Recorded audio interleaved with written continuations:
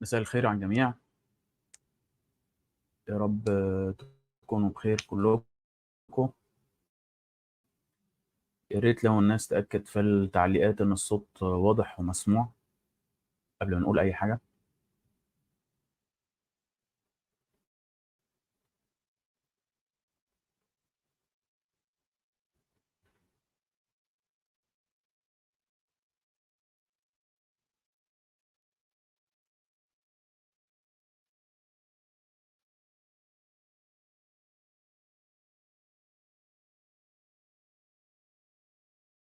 هل الصوت واضح ومسموع يا جماعة؟ طيب جميل. خلينا نبتدي للأسف في حاجات كتير تتقال، بس نظرا لما يفعله أو لما تفعله هذه المنصة اللي احنا بنطلع لايف عليها كل أسبوع، آم، من جنون لا يوصف إلا بأنه جنون، خرج حتى عن حدود اللي كان بيحصل قبل كده. واعذروني ان انا هتكلم ببطء لان انا لازم افلتر الكلام، لانه كل حاجه بتتلقط دلوقتي، وبالتالي مفيش معنى لاي حاجه هنقولها الا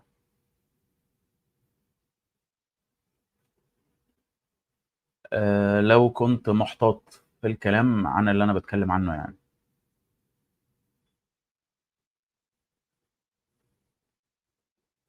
طيب، في حد بيقول الصوره وحشه. معلش انا اسف، انا على الواي فاي يعني مفيش حاجه افضل من كده، ممكن تتحسن مع الوقت. فطبعا لازم انقي الكلام اللي هقوله فيما يخص اللي بيحصل بين قوسين. آه، انا موقفي زي موقف اغلب الناس يعني، والناس عارفه ده. نترحم على من ماتوا.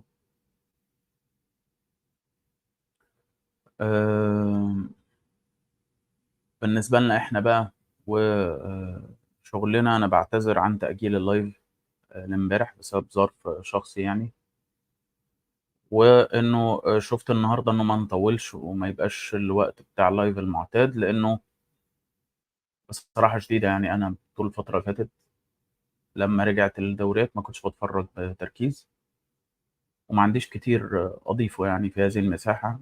هنحاول ناخد شوية أسئلة لأن إحنا مضطرين، عشان نفس المشكلة بتاعت المنصة اللي إحنا قلنا عليها. آه، مش عارف بصراحة اللايف هيمشي إزاي. هحاول إنه لما أتكلم يبقى مزيج، يعني إحنا بنتكلم طبعا في إطار رياضي ودي قناة رياضية في النهاية. لكن بطبيعة الحال ما ينفعش إن أنا أعزل برضو عن اللي بيحصل كليا، وده هيبتدي يظهر في الحلقات لما هتنزل إن شاء الله. الحلقة اللي جاية اللي هتنزل هي كانت حلقة مواهب ضائعة، اتصورت يوم الأحد اللي هو كان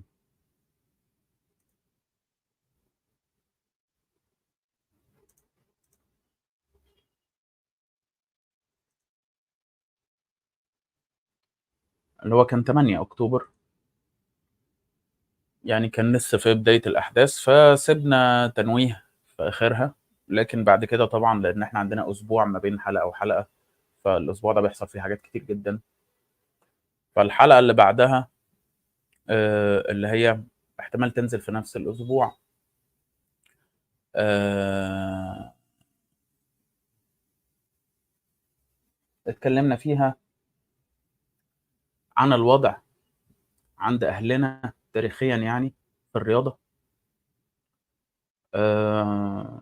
لأنه أنا شايف حد من المعلقين، جندولة وجدي، بيقول الرياضة عنوان أمل يا لؤي.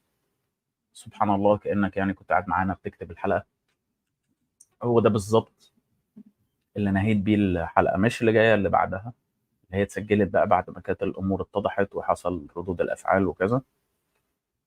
آه، كنا بنتكلم عن الرياضة عند أهلنا المنكوبين دلوقتي، وفكرة إنه ليه هم بيمارسوا رياضة، وإزاي في الظروف دي هم عايزين يمارسوا الرياضة وكذا. ده كان السؤال بتاع الحلقة، إنه ليه بيطلع من عندهم أبطال أولمبيين، وليه أو بيحاولوا يبقوا أبطال أولمبيين، وليه ناس بتروح تلعب سباحة وكاراتيه وجودو ورفع أثقال وتنس طاولة وحاجات زي كده في ظل الوضع اللي كل الناس عارفاه. والحقيقة إن ملحمة أهلنا في الرياضة، ما أقدرش أقول طبعا إنها زي ملحمة البقاء أحياء في ظل وضع زي ده، لكن الرياضة زي ما قال جندولة وجندولة لو أنا بقرأ اسمه صح، هي عنوان أمل. كل إنسان في الدنيا عايز يحس إنه مش بس عايش، إنه مش بس بيحاول البقاء على قيد الحياة، إنه بيعيش حياة طبيعية، إنه بيعمل أشياء زي الناس الطبيعيين. ودي رغبة هو كل الناس في أسوأ الظروف. وأظن الناس لاحظت عند بعض الناس إنه الناس بمجرد ما بتحصل على دقايق أو ساعات من الاستقرار أو من الأمان المؤقت، أو ما يبدو كأنه أمان مؤقت يعني، بتعمل أشياء يعملها الناس الرايقين في بيوتهم. بيعملوا أكلة حلوة، بيلعبوا، بيتسامروا. ومن ضمن هذه الأشياء آه، التي تبدو غير مهمة في أوقات زي دي، الرياضة كمان اللي كان أهلنا كانوا حريصين عليها من بداية الوضع، من 100 سنة تقريبا لحد النهاردة، وحريصين على ممارستها، وحريصين على إنه يكون في حد يمثلهم، لأن الرياضة بطبيعة الحال هي معركة وطنية ومعركة هوية، وده شيء بيكتسب أهمية إضافية في المواقف اللي زي دي. آه، هبتدي آخد من تعليقات الناس، و آخد التعليقات أو الأسئلة بس اللي هي رياضية وفي نفس الوقت مرتبطة باللي بيحصل.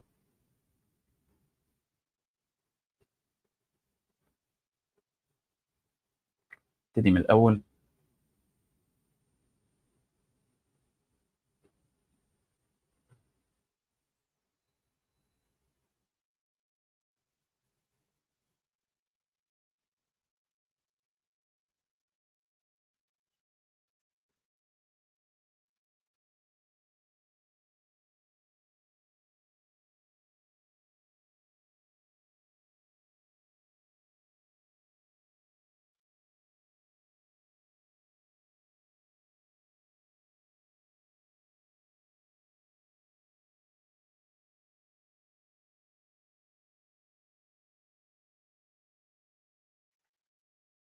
أنا آسف إنه باخد الوقت ده في اختيار الأسئلة، وحتى إيقاع كلامي أنا بطيء، عشان زي ما قلت للناس بفكر تاني إنه التضييق والتعتيم وصل لمراحل جنونية، جنونية غير مسبوقة وغير مشهودة من قبل. فطبعا لازم كل كلمة تبقى بحساب عشان القناة نفسها ما تتضرش.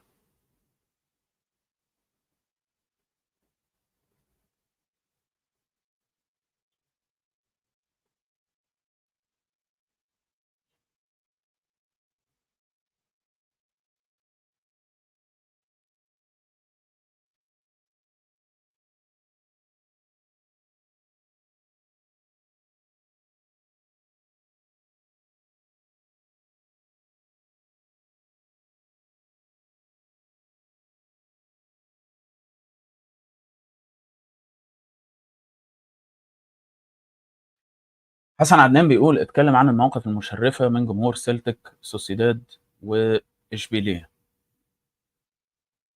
والله الحقيقة أنا في الأوضاع دي اكتشفت إن هو اكتشفت قوة التعتيم وقوة الآلة الإعلامية فعلا، اللي أنا طول عمري بسمع عنها وطول عمري طبعا بقابلها وبنشوفها كلنا في المعايير بتاعة المنصات بتاعة السوشيال ميديا.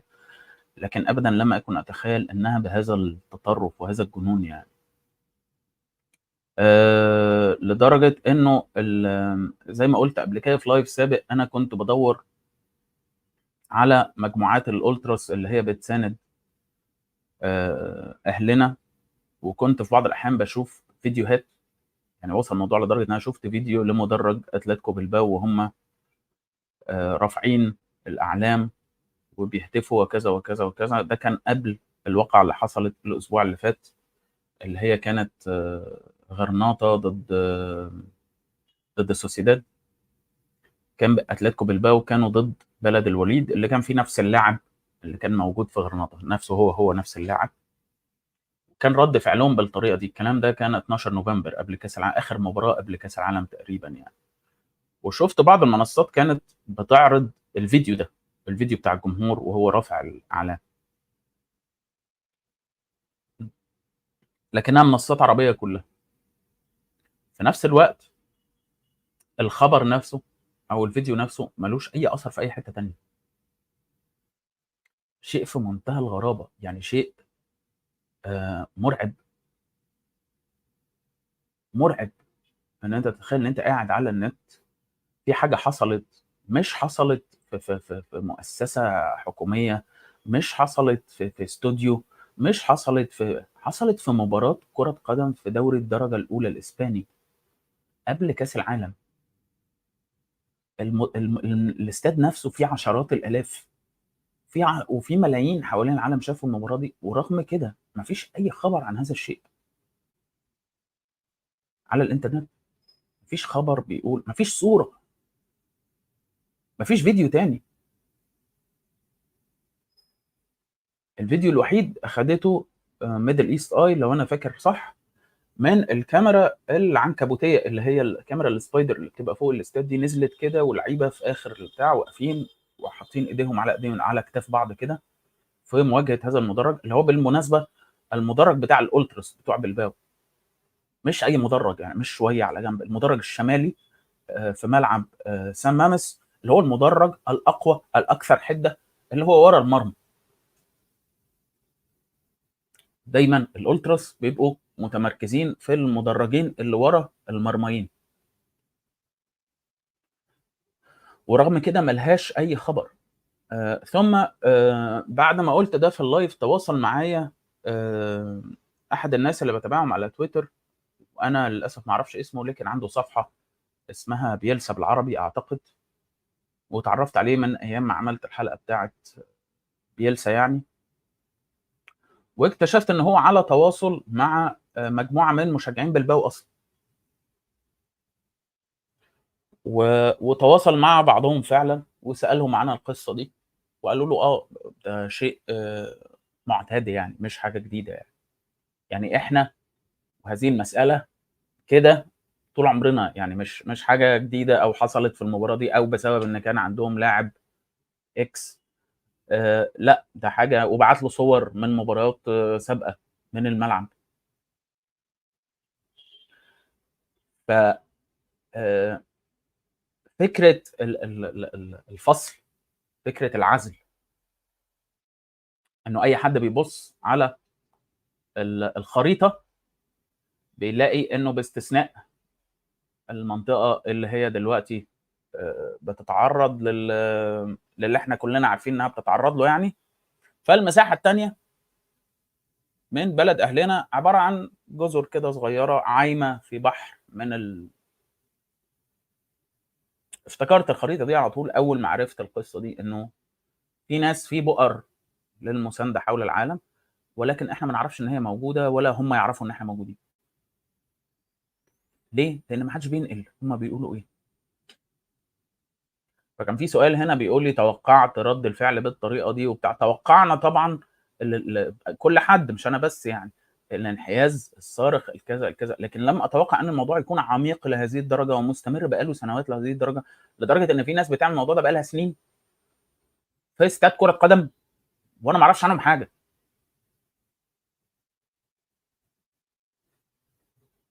انتوا بتعملوا ايه يا جماعه؟ بتعملوا ده ازاي؟ انا حقيقي مش فاهم بتعملوا ده ازاي. أنا ده فكّرني مش فاكر كان فيلم إيه، اللي قال له ودّيت الناس فين؟ طباخ الريس باين، قال له ودّيتوا الناس فين؟ الراجل نزل الشارع ما لقاش حد، ده شيء بيحصل إعلاميًا، إعلاميًا، وحتى دلوقتي من اللي أنا باقابله على تويتر، باشوف إن في حسابات ضخمة جدًا داعمة ومساندة وكذا وعليها ناس يعني مفترض ما فيش بينهم وبين هذه المنطقة من العالم أي علاقة يعني ولا عندهم أسباب للتعاطف معاها. في أخبار من جوّه ال ال ال الكيان نفسه، ناس من نفس الديانة تعارض هذه الأشياء بشدة، وبتقف تدافع عن البيوت وكذا، وكذا، وكذا. ف لكن السر بقى في القصة دي كلّها اتضح إنه شديد البساطة، إن إحنا إزاي بنعمل ده، بإن إحنا ببساطة ما ننشرش عنه. وهنا بقى بيتكامل البروباجندا الإعلامية اللي هي الموجهة الواضحة الداعمة بالناس اللي هي مش فاهمة أو مش عارفة لو كتبت حتى عندها هتكتب إيه، لأنها مش عارفة إيه الموضوع، مش فاهمة إيه الموضوع، متأثّرة بالدعاية دي طول الوقت، وهكذا. محمد حمادة بيسأل سؤال صعب شوية، شايف المشجعين اللي بيشجعوا فرق بتدعم كذا، كذا، كذا، زي آآ أكبر فريق في ألمانيا وغيره يعملوا إيه؟ أنا طبعًا باقرا كل حاجة وباقول كل حاجة بالكود، يعملوا إيه؟ والله يا محمد كل شيء يعني أنا مش باحب أتكلّم عن الناس إنه الناس المفروض تعمل كذا أو كذا أو كذا، أو بمعنى أصح ممكن أقول للناس إنه يالّا نعمل كذا، يالّا نعمل كذا، يالّا نعمل كذا، بس ما باحبش أروح لحد أقول له ما تعملش كذا، ليه؟ آآ لإن أنا ببساطة شايف إن هو لو مش بيعمل ده عن جهل، يعني إن هو ما يعرفش، بيشتري هذا المنتج مثلًا عن جهل وهو ما يعرفش، بيشجّع هذا الX عن جهل وهو ما يعرفش موقفه، لو المسألة مش مسألة إنه بس جهل ما يعرفش إن هو بيعمل كذا، آآ فالأمر بسيط، إنما لو أنت عارف فهنا في احتمال من 2، إما إن أنت اتعودت على هذا الشيء، أنا هاشوف بس تعليقاتِك إن أنا حاسس إن البث بطيء والجودة بتاعته سيئة.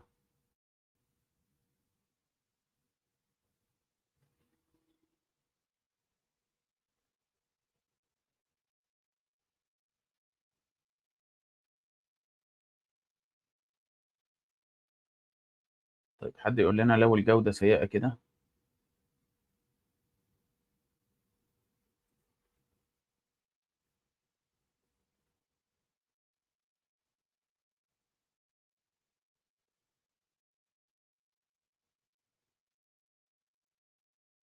طيب البث بيعلّق يعني لدرجة إن أنتم مش قادرين تشوفوه، الإنترنت ضعيف لهذه الدرجة؟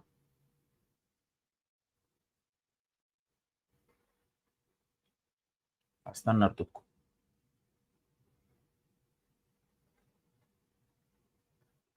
طيب ماشي، يعني هو ببساطة بصراحة يعني حتى بيقطّع أو ما بيقطّعش فما هو ما فيش حاجة في إيدي أعملها يعني. طيب فبالعودة للسؤال،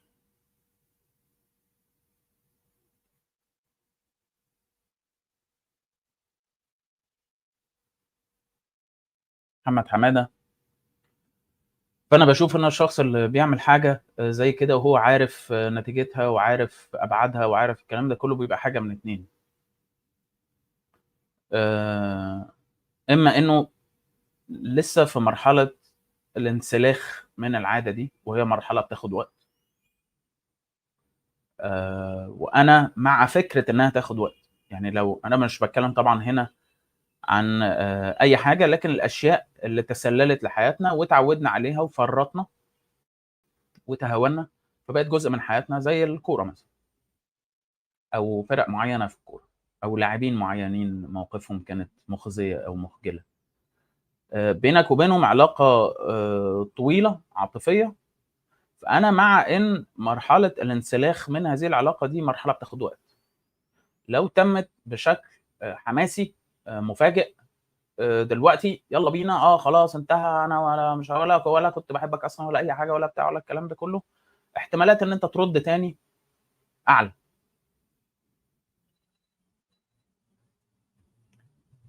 جميل، احتمال إنها تقدر تتسلل ليك تاني بعدين أعلى. لكن لو خدت وقتك وعالجت فيها مشاعرك وفكّرت وأدركت إنه يعني خدت وادّيت كده مع نَفْسك شوية، شوية في كل حاجة بقى، ده ينطبق على كل شيء أنت عايز تبتعد عنّه آآ في الفترة الجاية. لو أنت خدت فيها وقتك وكذا آآ احتمالات إن أنت تستقر على هذا التصرُّف أعلى بكتير. فده النوع الأول اللي أنا باشوفه، إن هو بيمُر بالمرحلة دي، يعني بيحاول ينسلخ ببطء وبهدوء وبيصارع نَفْسه، لإن كل ده صراع مع النَفْس، أنت بتصارع نَفْسك عشان ما أعملش ده. آآ وهو شيء مش معناه يعني مش مرتبط بأهمية الحاجة اللي أنت بتبتعد عشانها عن الشيء ده، لإن أنت مثلًا أنا مثلًا لمّا ابتديت بقى أشوف نَفْسي وأخِس وكذا، وكذا وأعمل ده وأعمل أنا باعمل حاجة في الآخر عشان صحّتي، رغم كده في صراع. رغم إنه منطقيًا الموضوع منتهي يعني ما تاكلش ده، ما تشربش ده عشان صحتك، ما فيش منطق يعني، ما تدخّنش كذا، كذا، كذا. فأنا باعذر الناس دي وبأيّدهم وبادعمهم في رحلتهم للتخلُّص من عادات، من علاقات عاطفية تشجيعية مع هذا الشيء أو هذا اللاعب أو هذا النادي أو غيره. أو إنه ببساطة شايف إنه ده مش هم 3 أنواع مش نوعين، أو إنه ببساطة هو عايز ما عندوش مشكلة في إنه يبتدي مرحلة الانسلاخ دي، لكن هو شايف إنه ده هيأثّر بإيه، أو ده هيفرق في إيه، أو ده هيعمل إيه، ما هو فلان ده ما يعرفش إن أنا عايش، ما هو عِلّان ده ما يعرفش إنه مش عارف إيه كذا، كذا. وهنا أنا باعتقد إنه دي برضه طريقة التفكير بتاعة السوشيال ميديا، اللي هي طول عمرنا كنا بنتكلم عنها في الرياضة نفسها وفي الكورة نفسها، لمّا اتكلمنا مثلًا عن حلقة هالاند وفكرة إنه المهم جات في الآخر هدف والّا ما جاتش، احتفالات ما لهاش لازمة، واخد بالك، لعيب مثلًا جاب جول ثم فرقته اتغلبت وطلعت، جاب جول حلو، احتفالات ما لهاش لازمة، خلّيها تنفعك، دي نفس طريقة التفكير خُد بالك. إن أنت كل شيء بتعمله عايز له تجسيد، عايز له ميدالية، عايز له رقم في جدول تمشي بيه وتعرف تحطه في جيبك عشان تصرفه في حتة تانية. لمّا حد يقول لك أنت عملت كذا، كذا، قُل له أهو فلوس أهي. دي فلوس عملة موازية إحنا بنتعامل بيها، إن اللي أنت أنجزته هل في رقم يعبّر عنه؟ هل في إنجاز؟ هل خدت كاس؟ هل خدت ميدالية؟ هل فلان اتكلم عنك؟ هل ده غيّر شيء ملموس وحقيقي على أرض الواقع في لحظتها؟ في لحظتها؟ فهي دي الفكرة اللي الناس كلّها المفروض تتخلّص منها، سواء مش بس عشان الموضوع ده، لكن في حياتك بشكل عام، لإنه ده معناه إن أنت هتتحوّل لإنسان مش عارف يعيش، لا يقدّر إلا الأشياء اللي ليها تَمَن، اللي أنت تقدر تاخدها بعدين تصرفها في حتّة تانية، ده بينزع عنّك إنسانيتك، يعني بينزع عنّك فكرة إن أنت بتعمل بعض الأشياء لمجرّد إنها صح، لمجرّد إن أنت مقتنع بيها، لمجرّد إن أنت اخترتها، مش لإن معاه 6 champions و30 دوري و24 كاس وأي حد هيكلمني هاقول له ده أكبر نادي في مش عارف إيه،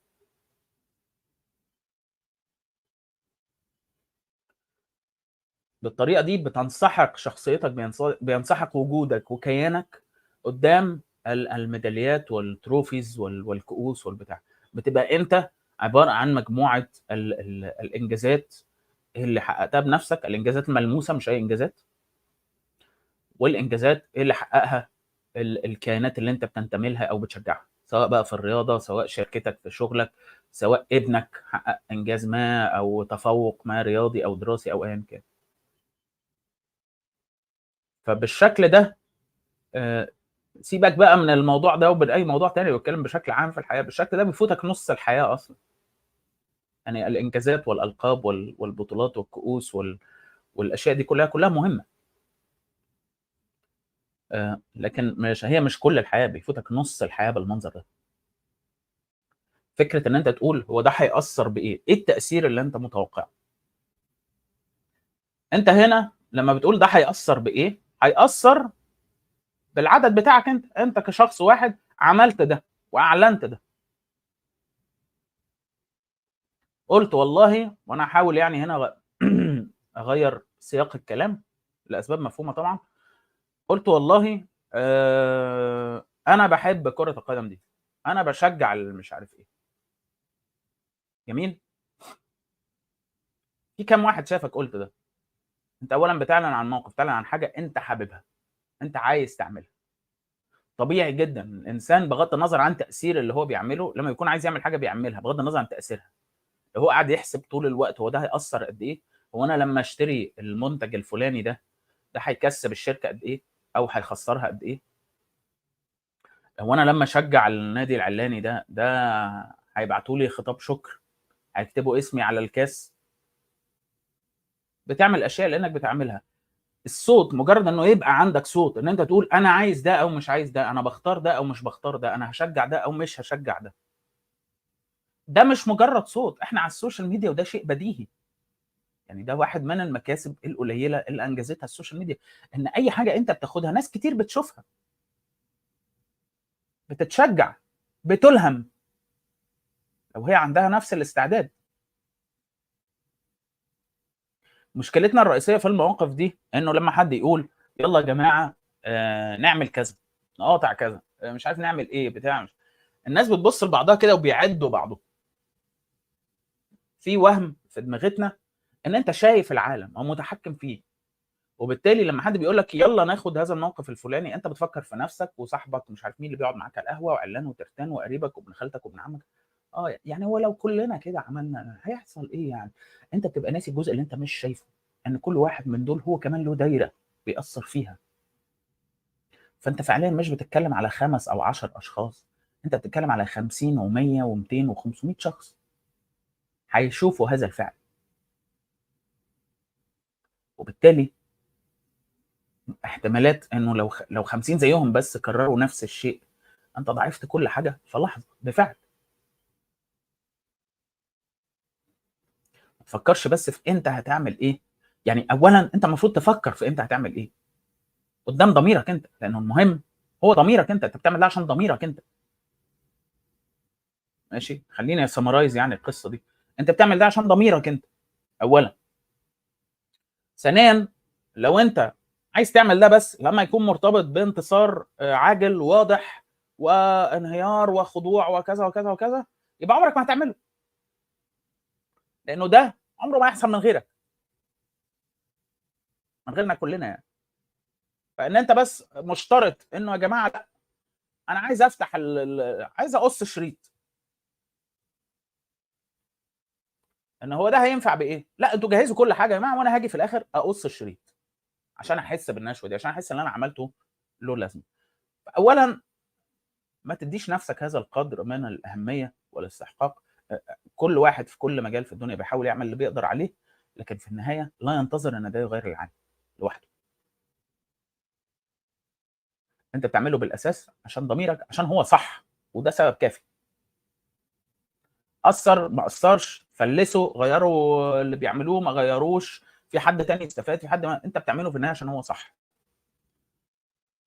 لو انت سبب ده مش كافي بالنسبه لك، خلاص يبقى انت اصلا عمرك ما كنت هتعمله، سواء كان مؤثر او غير مؤثر. النقطه الثالثه المهمه ان هذا المنطق بياكل نفسه. لو رفضك لا يعني شيء ولا يؤثر في شيء، اذا تشجيعك كمان لا يعني شيء ولا يؤثر في شيء. يعني لو الشركه اللي بتنتج هذا المنتج فارق معاها ان انت ما تشتريهوش، يبقى هي مش فارق معاها برضه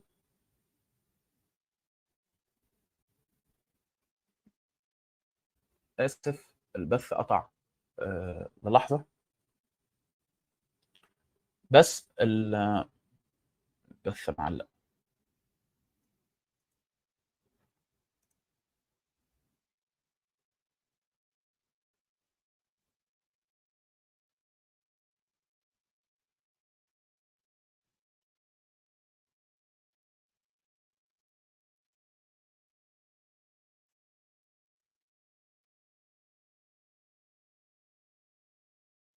طيب نرجع تاني للموضوع المنطق بتاعها هيأثّر بإيه ده؟ إنه هيأثّر بإيه لو أنا ما اشتريتش المنتج الفلاني، أو هيأثّر بإيه لو أنا توقّفت عن تشجيع الفريق العلاني أو كذا، أو كذا، أو كذا. المنطق ده بصراحة هو بيرُد على نَفْسه، إنه لو أنت شايف إنه شرائك لهذا المنتج أو امتناعك عن شراء هذا المنتج مش هيأثّر بحاجة، يبقى كمان شرائك ليه مش هيأثّر بحاجة.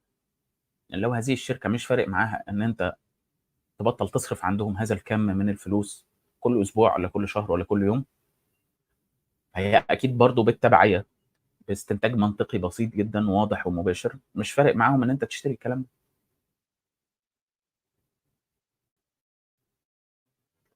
لو هذا النادي مش فارق معاه إنك تشجّعه، لإنه في ملايين المشجعين غيرك حول العالم، فكمان هو مش فارق معاه إن أنت لو قصدي مش فارق معاه إن أنت تمتنع عن التشجيع، فهو كمان مش فارق معاه إن أنت تشجّعه. فأنت في سعيك لإن أنت تقول إنه هذا الفعل، هذا التغيير اللي الناس بتعمله دلوقتي أو بتطلبه منّك أو بتزايد عليك عشان تعمله حتى، وده شيء يعني بيحصل، يعني المزايدات بتحصل طول الوقت، ولو إن بعض المزايدات بتبقى في محلها.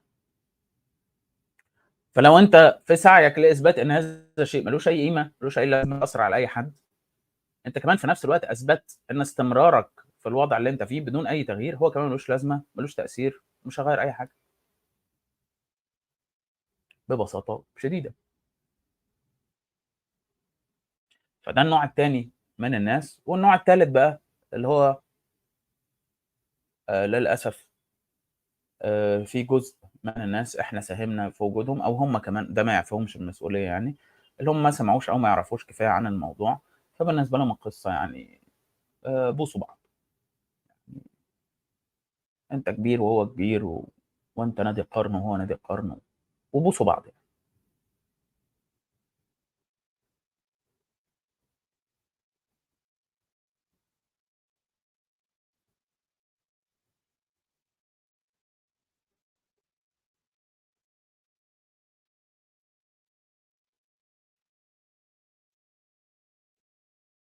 وجندولة وجدي بيقول: "اعمل الصح عشان تنام من غير كوابيس." والله حتى لو ما حدش بييجي له كوابيس يا جندولة، اعمل الصح عشان هو صح. أنا نسيت أعمل الslow mode رغم إنه بعض الأسئلة حلوة يعني، بس أنا مش هاجاوبها عشان التكرار يا جماعة. يعني الlive اللي فات كان رايق وأنا نسيت أفعّل الslow mode قبل ما أطلع مرّة.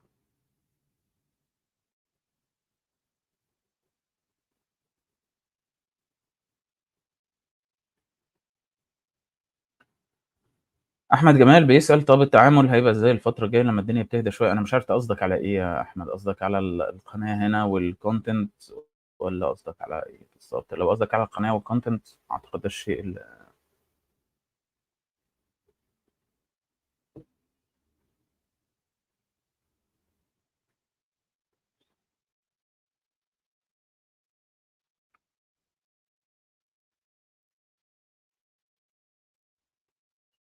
فإحنا مستمرين زي ما إحنا، لكن في نفس الوقت زي ما الناس كلّها أو مش عايز أقول الناس كلّها، بس زي ما كتير من الناس حاسة، في حاجة اتغيّرت، وبالتالي في مساحة كان مفقود فيها الأمل ما كناش بنتكلّم عنها أبدًا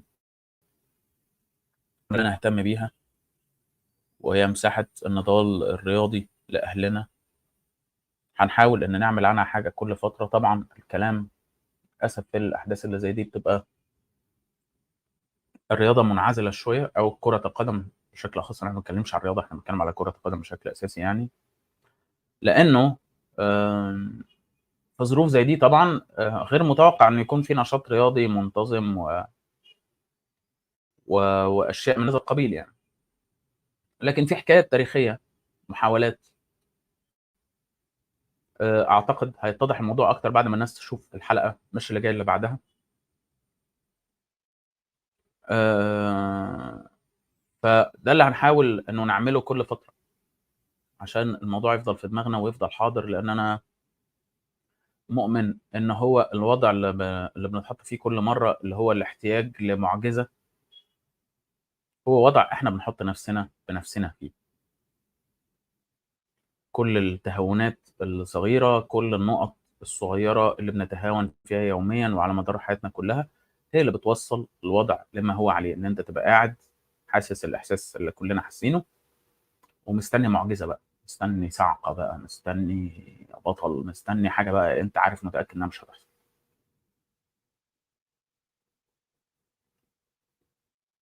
ليه ده بيحصل؟ ده ما بيحصلش في أسبوع ولا بيحصل في يوم ولا بيحصل في الشوية اللي بنتكلّم فيهم أو الشوية اللي بتتطوّر فيهم الأوضاع بالطريقة دي.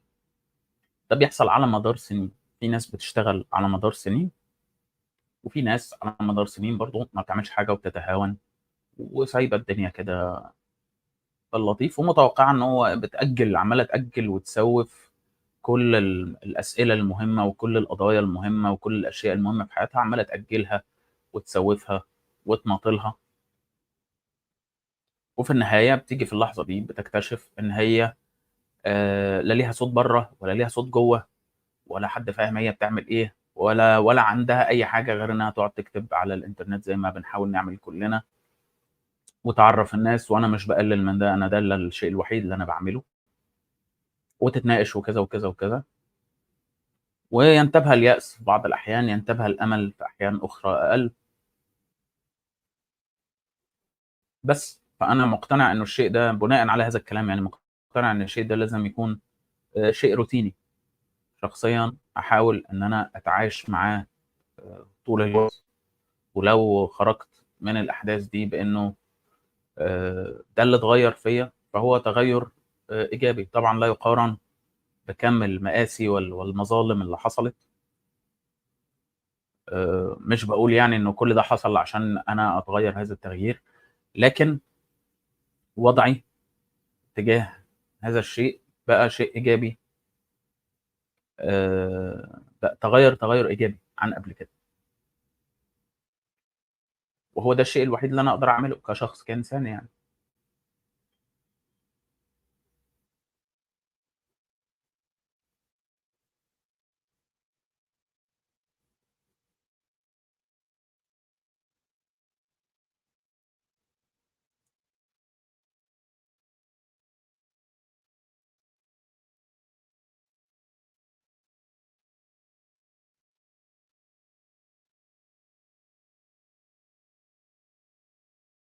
هي المشكلة في الإنترنت يا جماعة، هو البث اللي فات واللي قبله ما كانش فيه حاجة. آآ بس هي المشكلة إنه لو رجعنا لبث الموبايل هنرجع تاني لمسألة الslow mode. هو في ماتشات دلوقتي أنا ما أعرفش إن في ماتشات دلوقتي.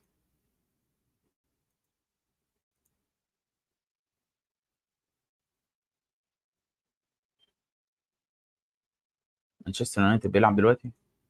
طب يا جماعة أنا باعتذر، هو الlive يا جماعة في النهاية يعني ممكن تشوفوا بعدين، يعني ما فيش ميعاد هيبقى مناسب لكل الناس خلاص خلّونا نتجاوز القصة دي، إنه ليه بتطلع دلوقتي وليه بتطلع ما طلعناش امبارح عشان كان في ظرف خاص اضطرينا للتأجيل، فطلعنا قبل ماتش تخيّلت بصيت على الماتشات، تخيّلت إنه أكتر ماتش فيه نديّة ما بينهم يعني فيهم كلّهم هيبقى ماتش أرسنال وإشبيلية، فطلعنا ساعة قبله، خلاص أنت بتتفرّج دلوقتي على ماتش تاني خلاص اتفرّج عليه ولو عايز تشوف الlive ابقى شوفه بعدين، ما فيش مشكلة، يعني خلّينا ما نُقفش عند التفاصيل دي، الله يرضى عليكم.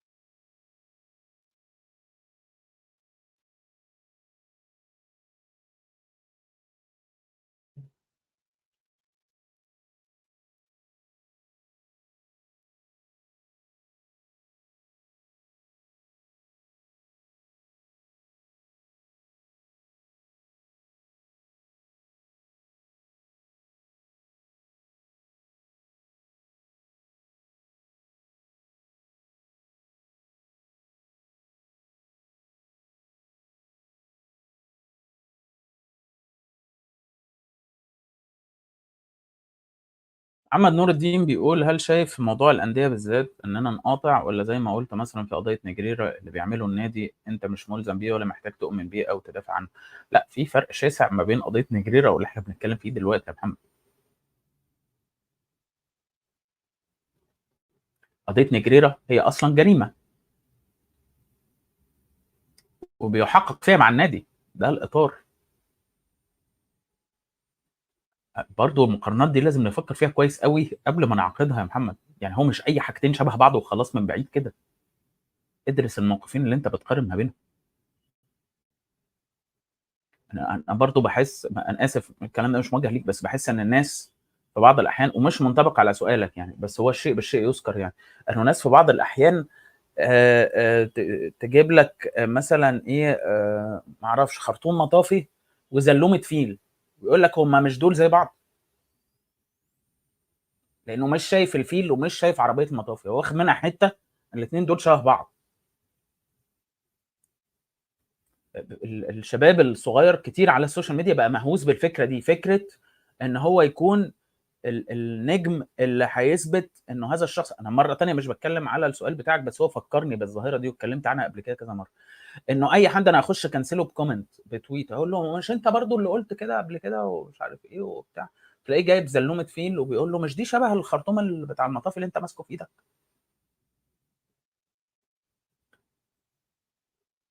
في تجاهل متعمد لكل شيء ما عدا تفصيله محدده. ليه؟ عشان نوصل للنشوه اللي هي بتاعه شويه الدوبامين اللي هناخدهم لما نكنسل هذا الشخص، طلعه متناقض. واجيب اي حاجه من الشرق اي حاجه من الغرب شبه بعض واقول له. طبعا مش ده اللي انت بتحاول تعمله، بس انا شايف ان احنا لازم نتوخى الحذر في المقارنات دي. قضيه نجريرة هي قضيه اصلا فيها تحقيق.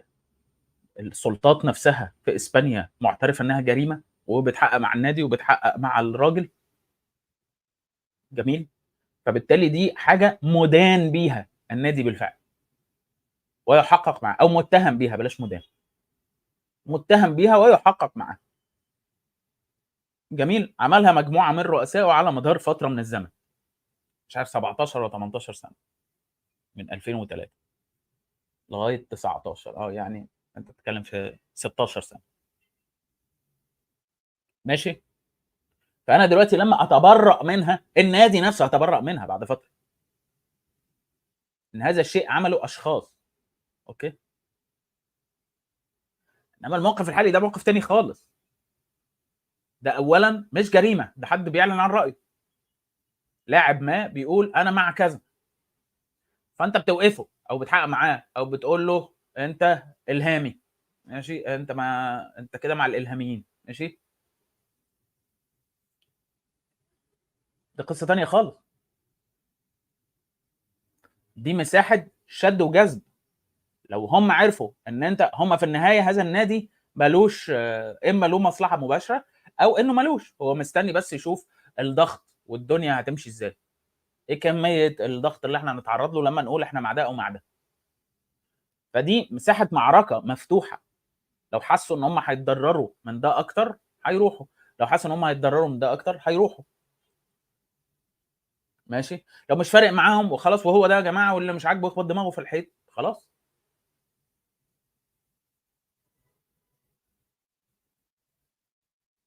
والمساله برضو متوقفه على مدى اللي انت شفته. في ناس كتير ما بتقدرش تشوف الاهوال اللي بتتصور من هناك. وفي بعض الاحيان لما ما بتشوفش الاهوال دي بيبقى اسهل عليك ان انت تكمل حياتك بطريقه طبيعيه ما بين قوسين بعدها يعني. انا ما اعرفش ايه هو الطبيعي الصراحه. يعني الطبيعي اللي كان قبل كده، ولا الطبيعي هو اللي بتاع دلوقتي، ولا ايه؟ انا ما اعرف. لكن لما بتشوف آه خلاص في حاجه، ما اعرفش يعني، في حاجه بتتغير.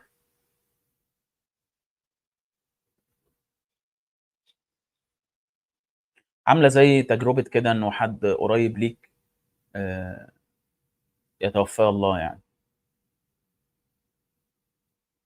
في بعض الاحيان ساعتها بيبان كل شيء مختلف. صحيح بتكمّل حياتك بعديها آآ وبتشتغل وبتضحك وبتهزّر وبتاكل وبتشرب وبتخرج وبتتفسّح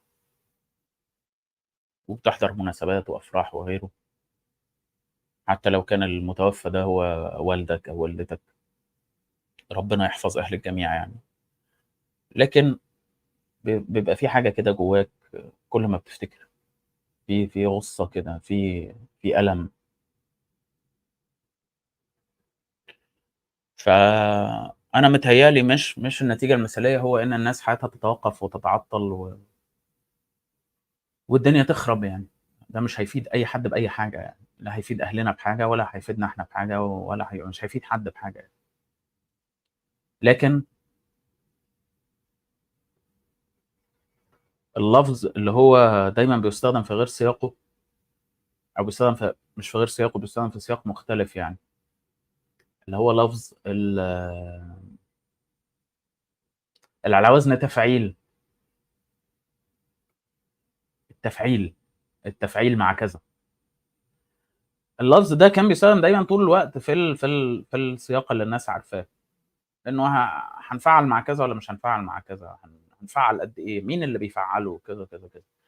فرأيي بقى إنه اللي ما حصلش لسه لحد دلوقتي إن إحنا آآ نفعّل مع أهلنا بقى فعلًا،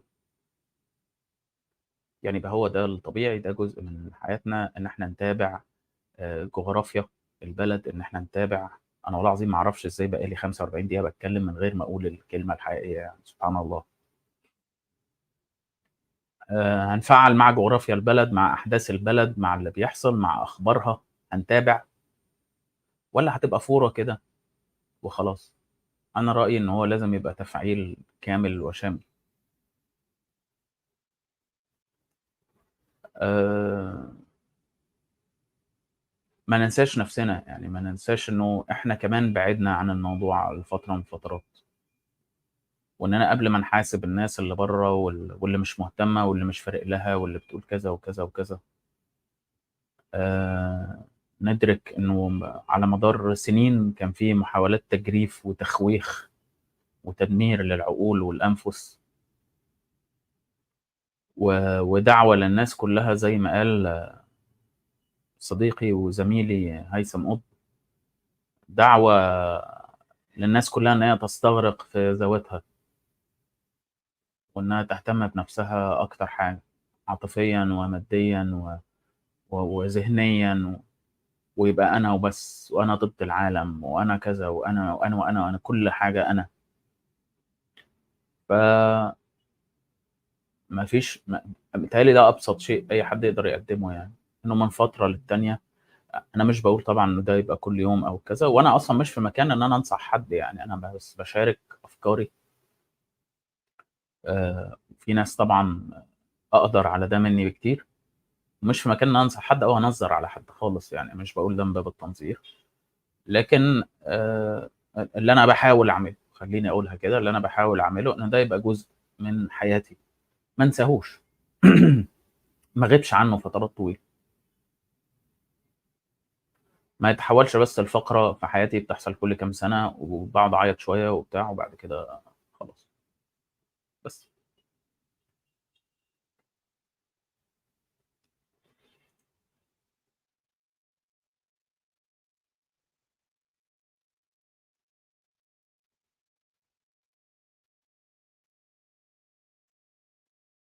الدردشة هتخلص كمان تِلت ساعة عشان المباريات.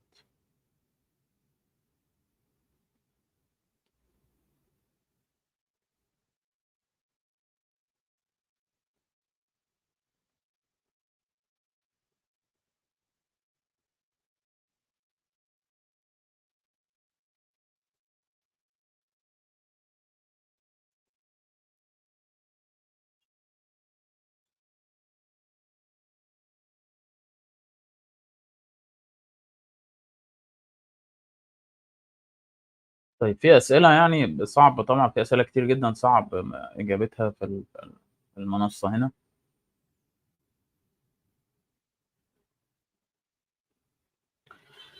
محمد عبد المحسن بيقول الملاعب الاسبانيه معظمها كان داعم بقوه، ايه سر ان ده حصل في اسبانيا اكتر من اي دوري؟ والله لسه فعلا ما اعرفش، حقيقي فعلا ما اعرفش، ده شيء غريب جدا بالنسبه لي.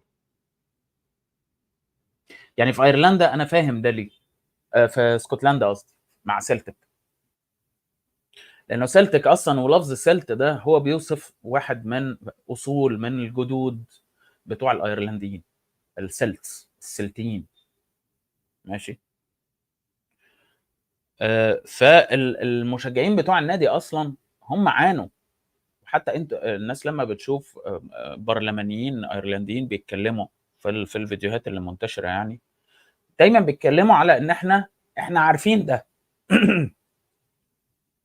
احنا عارفين ده ومرينا بيه من نفس الشخص اللي بدأ المشكله، مش نفس الطرف اللي بدأ المشكله دي اللي هو بريطانيا. فاحنا عارفين ده ومرينا بيه في بلدنا، كنا برضو نفس الشيء وبتاع ومش عارف ايه وكل الكلام ده كله اللي هو لا يجب، ما ينفعش انه يتقال. هم كلهم منطلقين من النقطه دي، ان المهاجرين الايرلنديين لما راحوا اسكتلندا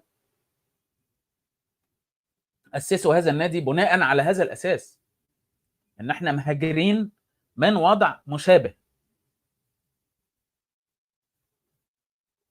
ففي هنا جذور تاريخيه للتعاطف، ان انا مريت بده، اوكي، في ظرف تاريخي ما، فبالتالي ومريت بيه وكان السبب فيه او في بدايته على الاقل كان نفس الطرف، اوكي، اللي بدأ القصه دي كلها بريطانيا. فبالتالي انا فاهم انت بتمر بايه، ومش محتاج اشوف ومش محتاج دلائل، انا عارف الناس دي بتعمل ايه. ومن هنا بيجي الدعم غير المشروط، ماشي.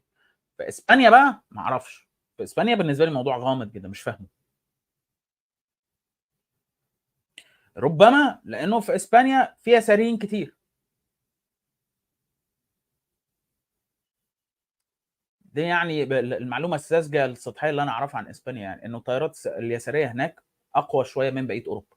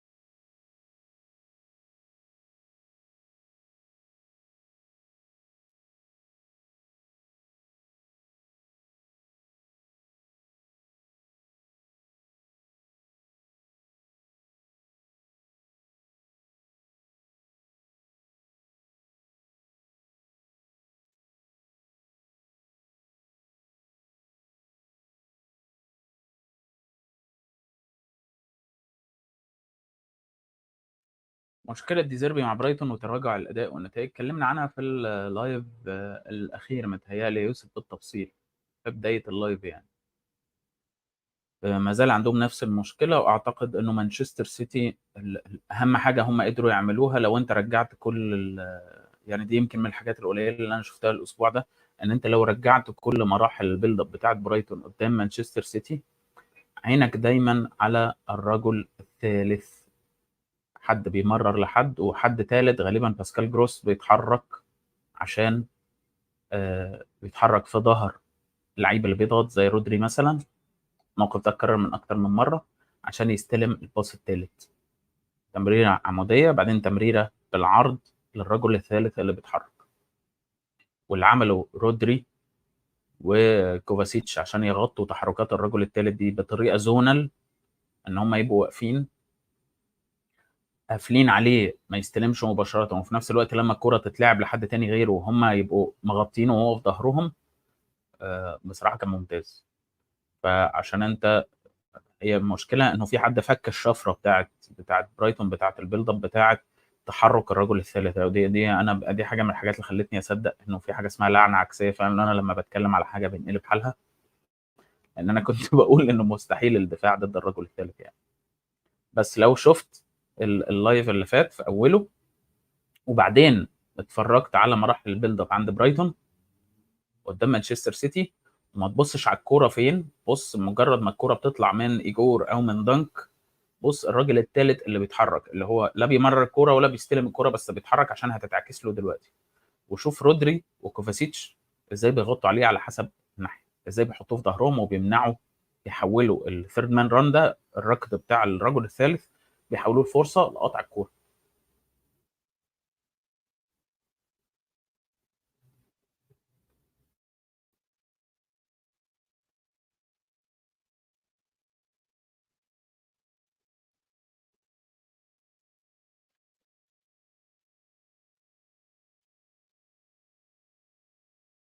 عبده مصطفى بيقول: استاذ وائل، سؤال شخصي، لو تسمح، انت اتعلمت انجليزي عشان شغلك في الصحافه يتطلب كده، عشان المقالات اللي بتحضرها، ولا انت من الكليه وكده معاك لغه؟ لا، انا كنت في مدارس لغات اصلا يا عبد.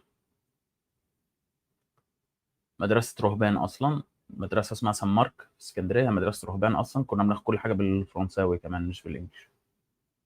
13 سنه من الحضانه لغايه ثانويه عامه، مدرسه واحده. فلما بتتعلم فرنساوي الاول، وبيبقى بتدرس كل، يعني كنا بندرس كل حاجه بالفرنساوي ما عدا العربي والدراسات والدين. انما علوم، رياضيات، فرنساوي، المستوى العالي والمستوى العادي. فلما بتقعد كده سنين طويله وبتتعلم الفوكابلري والجرامر بتاع الفرنساوي، بيبقى بالنسبه لك الانجليزي ده اللي هو وكانه العاميه بتاعته. يعني شفت الفرق في الصعوبه ما بين الفصحى بتاعتنا والعاميه اللي انا بكلمك بيها دلوقتي؟ هو ده الفرق ما بين الفرنساوي والانجليش. الانجليش اسهل، اتفه، اقل في كل حاجه. فلو انت بتعرف تعوج لسانك عشان تتكلم فرنساوي، هيبقى بالنسبه لك الانجليش ده مساله بديهيه يعني، لانه الكلمات شبه بعضها جدا. الفرق انه الانجليش اسهل بكتير في النطق، عوجة لسان اقل بكتير، والجرامر بتاعه كمان اسهل بكتير. يعني انت مثلا لو مسكت فعل واحد في الفرنساوي، فعل واحد بس، وحسبت الاحتمالات المتعدده لتصريف هذا الفعل، ضربتها بقى في الازمان المختلفه والضمائر المختلفه، هيطلع لك كام تصريف لهذا الفعل؟ ممكن يطلعوا بالالاف.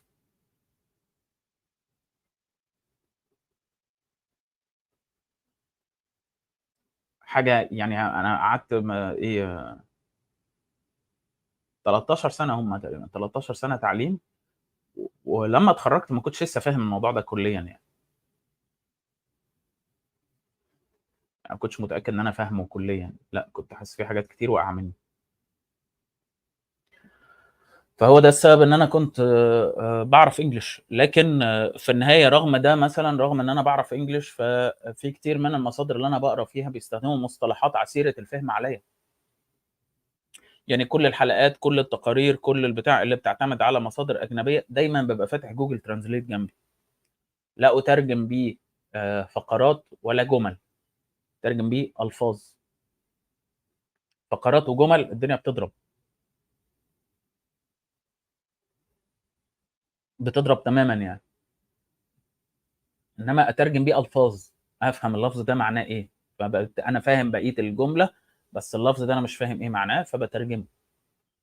فالمساله مساله مجهود، وانا لا اعتقد دلوقتي بامانه شديده، يعني اعتقد ان دي احسن خدمه اي حد يقدر يعملها لنفسه دلوقتي في العالم، ان هو يعلم نفسه لغات. لانه هو ببساطه، عارف لما تكون بتلعب لعبه ولازم تخلص مرحله عشان تفتح مرحله تانية، انت لما بتتعلم لغه بتفتح مرحله في عالم جديد كامل بيتفتح لك.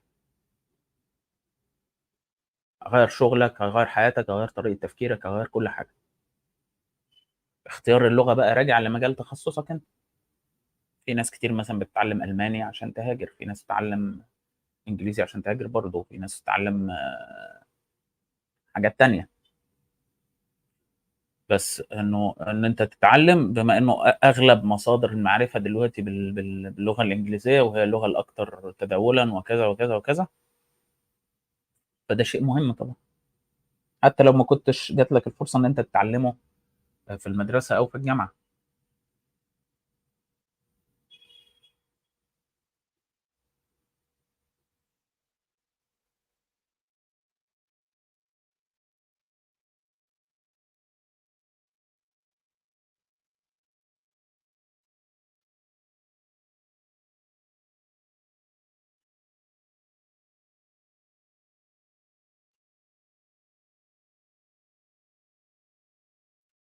لحظه.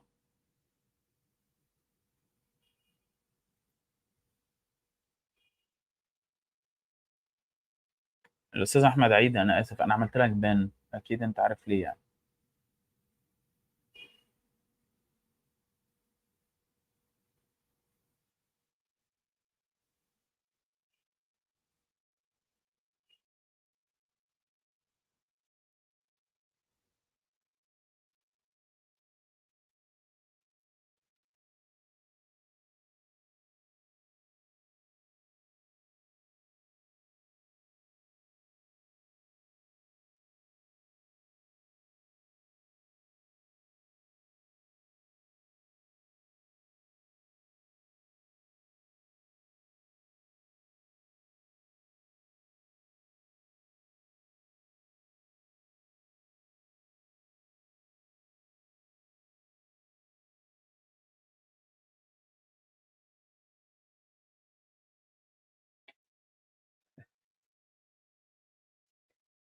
محمد طلال بيسأل على المدرسة اللي كنت فيها، بيقول لي بيعلموكوا الدين المسيحي أو الإسلامي.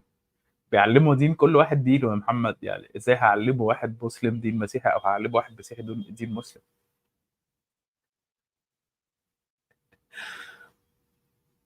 لا حول ولا قوة إلا بالله. يعني طبيعي لما كانت بتيجي حصة الدين كان المسيحيين بياخدوا بيطلعوا فصل تاني حسب مين الأكتر، يعني في فصول كان بيبقى فيها العدد متكافئ، فكان المسلمين بياخدوا الحصة والمسيحيين بياخدوا حصتهم، ده بيديهم مدرس ده بيديهم مدرس. هيعلموني أنا دين مسيحي ليه، أو هيعلموا واحد مسيحي دين مسلم ليه؟